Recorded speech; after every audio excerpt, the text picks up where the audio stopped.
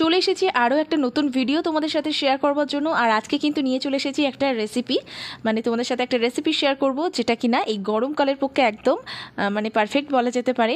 তো খুব সহজ রেসিপি, তো দেখে নাও। যার জন্য প্রথমেই একটা মাটির হাঁড়ি নিয়েছি। তোমাদেরও যে মাটির হাঁড়ি নিতে হবে সেরকম কোনো ব্যাপার না। তো যাই হোক, তার মধ্যে নিয়ে নিলাম টক দই, একটু ভালো করে ফেটিয়ে নিলাম। নেওয়ার পরে সামান্য একটু জল অ্যাড করলাম, সেটাও ভালো করে ফেটিয়ে নিলাম। আর এর মধ্যে কিছু মশলা অ্যাড করব, যার মধ্যে প্রথমেই একটু চিনি দিয়ে দিলাম, স্বাদ মতো নুন দিয়ে দিচ্ছি, চাট মশলা দিয়ে দিলাম, একটু বিট নুন, আর সাথে একটু লঙ্কা গুঁড়ো দিয়ে দিলাম, আর একটু দিয়ে দেবো রোস্টেড জিরে গুঁড়ো। সব কিছু দিয়ে দেখো দইটাকে ভালো করে আমি মিশিয়ে নিচ্ছি।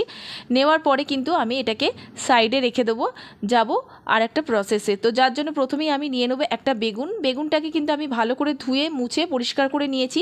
এবার বেগুনটাকে একটু কেটে নেব, যার জন্য প্রথমেই দেখো আমি যে বেগুনের যে মুখটা আছে সেটাকে কেটে দিচ্ছি। তারপরে কিন্তু বেগুনটাকে একটু পাতলা পাতলা করে কাটবো, খুব বেশি কিন্তু মোটা করব না। তো দেখো গোল গোল করে কাটছি, একটু পাতলা পাতলা করে। তো সবগুলো কাটা হয়ে গেছে, একদম লাস্টেরটা একটু দেখো পেছনটা আমি চিড়ে নিচ্ছি। তো নেওয়ার পরে এখানে দেখো প্রথমেই নিয়ে নিচ্ছি আমচুর পাউডার, সাথে হলুদ গুঁড়ো, এদিকে নিয়ে নিলাম লঙ্কা গুঁড়ো, একটু রোস্টেড জিরে গুঁড়ো, ধনে গুঁড়ো নিয়ে নিলাম, সাথে এর মধ্যে চিনি নিয়ে নিচ্ছি, নুন নিয়ে নিলাম, এর মধ্যে দিয়ে দেবো একটু আদা রসুনের পেস্ট, আর সামান্য একটু তেল নিচ্ছি। আর এদিকে দিয়ে দিচ্ছি একটু কারি পাতা। কারি পাতাটাকে একটু আমি কাঁচি দিয়ে একটু কুচি কুচি করে নিচ্ছি। আর তারপরে এটাকে ভালো করে আমি মিশিয়ে নেব চামচ দিয়ে। তো দেখতেই পাচ্ছ ভালো করে মিশিয়ে নিচ্ছি। যেহেতু তেল আছে তো এক্সট্রা জল দেওয়ার কোনো মানে দরকার নেই। তো এবারে দেখো যে বেগুনটা আমি কেটে রেখেছিলাম সবটাই কিন্তু এই বেগুনের মধ্যেই মশলাগুলো আমি ভালো করে মাখিয়ে নেব। তো দেখতেই পাচ্ছ সবগুলো বেগুনের মধ্যে কিন্তু এইভাবে ঠিক আমি মাখিয়ে নেব। তো ভালো করে মাখিয়ে নিয়েছি এখানে। তো এরপরে যাব নেক্সট প্রসেস।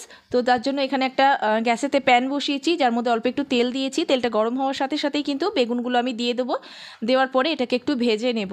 তো এটা আমি একদম অল্প তেলের মধ্যে করছি, তো এর থেকে তেল আমি এক্সট্রা অ্যাড করব না। তো এইভাবেই কিন্তু একটু লো ফ্লেমে রেখে রেখে আমি সময় নিয়ে লাল লাল করে ভেজে নেব, যতক্ষণ না বেগুনটা একটু নরম হয়।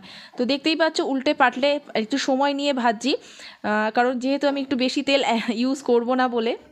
তো দেখতেই পাচ্ছ ভাজা হয়ে গেছে। এবারে কিন্তু আমি তুলে নেব এই বেগুনগুলোকে, আর যাব বাদ বাকি যে বেগুনগুলো আছে সেটাকে ভেজে নেব, যার জন্য আরও একটু তেল অ্যাড করে এর মধ্যে বাকি বেগুনগুলো কিন্তু একইভাবে ভেজে নেব। এইবারে দেখো একটুখানি পরিষ্কার করে নিলাম প্যানটা, আর সামান্য একটু তেল অ্যাড করে যার মধ্যে সর্ষে ফোড়ন দিয়েছি, একটা লঙ্কা দিয়েছি শুকনো লঙ্কার সাথে একটু আদা কুচি, আর দিয়েছি পেঁয়াজ কুচি, সাথে কাঁচা লঙ্কা কুচি। সব কিছু দেওয়ার পর একটু ভাজছি, মানে পেঁয়াজটা যতক্ষণ না নরম হয়। তো এদিকে চলে এসেছি, যে বেগুনটা ভেজে রেখেছিলাম সেটা সাইড করে দিলাম, আর এদিকে দইটা যে মিশিয়ে রেখেছিলাম সেটার মধ্যে দেখো যে ভেজে রাখা বেগুনগুলো ছিল সবগুলো আমি এই দইয়ের মধ্যে অ্যাড করে দিচ্ছি। দেওয়ার পরে ভালো করে কিন্তু দইয়ের মধ্যে আমি মিশিয়ে নেব।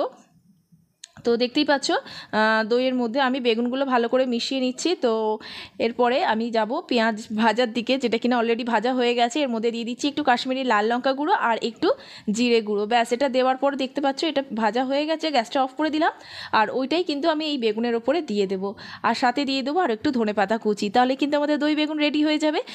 এরকম অনেক রেসিপি আর ব্লগ কিন্তু আমার চ্যানেলে আছে, অবশ্যই টাইম পেলে একবার ভিজিট করো। আর এই রেসিপিটা কেমন লাগলো সেটা কিন্তু অবশ্যই জানিও। ভালো থেকো, আবারও দেখা হবে নতুন কোনো ভিডিওর সাথে। টাটা।